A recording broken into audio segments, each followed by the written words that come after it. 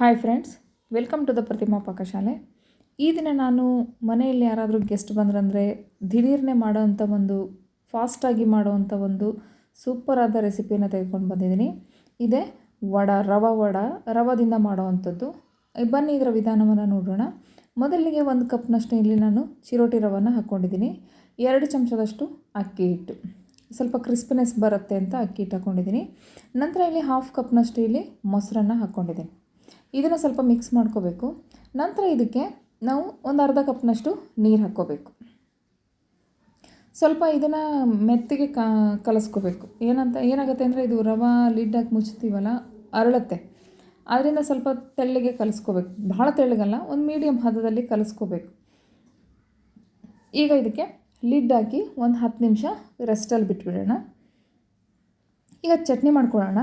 ಒಂದು ಜಾರ್ ತೆಗೆದುಕೊಂಡು ಅದಕ್ಕೆ ಸ್ವಲ್ಪ ಹಸಿ ಕೊಬ್ಬರಿ, ಒಂದು ಸ್ಮಾಲ್ ಸೈಜ್ ಆನಿಯನ್ನು, ನಂತರ ಒಂದು 3 ಮೆಣಸಿನ್ಕಾಯಿ ಹಾಕ್ಕೊಂಡಿದ್ದೀನಿ. ನಿಮಗೆ ಖಾರ ಎಷ್ಟು ಬೇಕೋ ಅಷ್ಟು ಹಾಕ್ಕೋಬೋದು.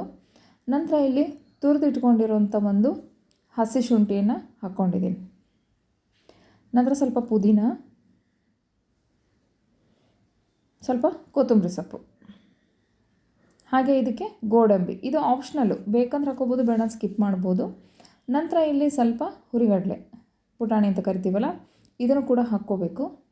ನಂತರ ರುಚಿಗೆ ತಕ್ಕಷ್ಟು ಉಪ್ಪು, ಇದನ್ನು ಹಾಕ್ಕೊಂಡು ನೀಟಾಗಿ ಇದನ್ನು ಗ್ರೈಂಡ್ ಮಾಡಬೇಕು. ನೋಡಿ, ಈ ಥರ ಆಗಿದೆ ಈಗ ಚಟ್ನಿ. ಇದನ್ನು ಒಂದು ಸರ್ವಿಂಗ್ ಬೌಲ್ನಿಗೆ ಶಿಫ್ಟ್ ಮಾಡ್ಕೊಂಬಿಡೋಣ. ನಂತರ ಇದಕ್ಕೆ ಸ್ವಲ್ಪ ಒಗ್ಗರಣೆನ ಹಾಕ್ಕೋಬೇಕು. ಸೇಮ್ ಆ್ಯಸ್ ಯೂಶುವಲ್ ಚಟ್ನಿಗೆ ಒಗ್ಗರಣೆ ಹಾಕ್ತೀವಲ್ಲ, ತಡ್ಕ, ಅದೇ ಥರನೇ ಹಾಕ್ಕೊಂಡು ನೀಟಾಗಿ ಮಿಕ್ಸ್ ಮಾಡ್ಕೋಬೇಕು. ಸ್ವಲ್ಪ ಇದು ಯುನಿಕ್ಕಾದ ಚಟ್ನಿ ಇದೆ. ಏನಂದರೆ ಮೇನ್ ಇಂಗ್ರೀಡಿಯೆಂಟ್ಸೇ ಆನಿಯನ್. ಸ್ವಲ್ಪ ಟೇಸ್ಟು ಡಿಫ್ರೆಂಟಾಗಿ ಕೊಡುತ್ತೆ ಇದು. ನಂತರ ಈಗ ರವೆ 10 ನಿಮಿಷ ಆದಮೇಲೆ ಅರಳಿದೆ. ಈಗ ಇದಕ್ಕೆ ನಾವು ವಡೆಗೆ ಬೇಕಾಗಿರೋಂಥ ಒಂದು ಮಸಾಲೆನ ಹಾಕ್ಕೊಳ್ಳೋಣ. ಸ್ವಲ್ಪ ಒಂದು ಸ್ಮಾಲಾಗಿ ಕಟ್ ಮಾಡ್ಕೊಂಡಿರೋ ಆನಿಯನ್ನು, ಹಸಿರು ಮೆಣಸಿನ್ಕಾಯಿ, ಕರಿಬೇವು ಮತ್ತು ಕೊತ್ತಂಬರಿ ಸೊಪ್ಪು, ಮತ್ತು ತುರಿದಿಟ್ಕೊಂಡಿರೋವಂಥ ಹಸಿ ಶುಂಠಿ, ನಂತರ ಜೀರಿಗೆ, ನಂತರ ಅಜ್ವೈನ್, ಇದನ್ನು ಸ್ವಲ್ಪ ಕ್ರಷ್ ಮಾಡಿ ಹಾಕ್ಕೋಬೇಕು. ನಂತರ ಸ್ವಲ್ಪ ರುಚಿಗೆ ತಕ್ಕಷ್ಟು ಉಪ್ಪನ್ನು ಹಾಕ್ಕೋಬೇಕು. ನಂತರ ಚಿಟಿಕೆ ಸೋಡಾ.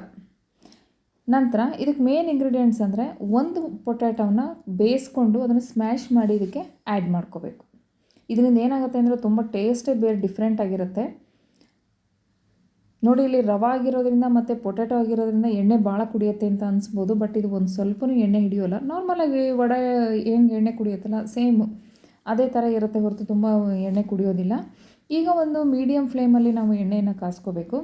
ಈಗ ಒಂದು ಪೇಪರ್ ಮೇಲೆ ನಾವು ಸೇಮ್ ವಡೆ ಮಾಡ್ತೀವಲ್ಲ, ಅದೇ ತೂತೊಡೆ ಮಾಡ್ತೀವಲ್ಲ, ಅದೇ ಥರ ವಡೆಯನ್ನು ಕರ್ಕೋಬೇಕು. ನಮಗೆ ಯಾವ ಸೈಜ್ ಬೇಕು ಆ ಸೈಜಲ್ಲಿ ಮೀಡಿಯಮ್ ಫ್ಲೇಮಲ್ಲಿ ಇದನ್ನು ವಡೆಯನ್ನು ಮಾಡ್ಕೋಬೇಕು. ಇದನ್ನು ಸ್ವಲ್ಪ ಗೋಲ್ಡನ್ ಬ್ರೌನ್ ಬರೋವರೆಗೂ ಕರಿಬೇಕು. ಸ್ವಲ್ಪ ಮೀಡಿಯಮ್ ಫ್ಲೇಮೇ ಇರಬೇಕು. ತುಂಬ ಹೈ ಇತ್ತಂದರೆ ಏನಾಗ್ಬಿಡುತ್ತೆ ಅಂದರೆ ತುಂಬ ಬೇಗ ಕಪ್ಪಾಗ್ಬಿಡುತ್ತೆ, ಒಳಗೆ ಬೆಂದಿರೋದಿಲ್ಲ. ನೋಡಿ ಫ್ರೆಂಡ್ಸ್, ಇದಂತೂ ರೆಸಿಪಿ ಸೂಪರಾಗಿ ಬರುತ್ತೆ. ನನಗಂತೂ ತುಂಬ ಇಷ್ಟ ಆಯ್ತಿದು. ಮತ್ತು ಇದು ಒಂದು ಸರಿ ಮಾಡ್ಕೊಂಡು ತಿಂದುಬಿಟ್ರೆ ಪದೇ ಪದೇ ಮಾಡ್ಕೋಬೇಕು ಅನಿಸುತ್ತೆ. ಈ ಮಳೆಗಾಲದಲ್ಲಂತೂ ತುಂಬ ಟೇಸ್ಟ್ ಕೊಡುತ್ತೆ. ಇದೇ ಥರ ಟರ್ನ್ ಮಾಡ್ತಾ ಇರಬೇಕು.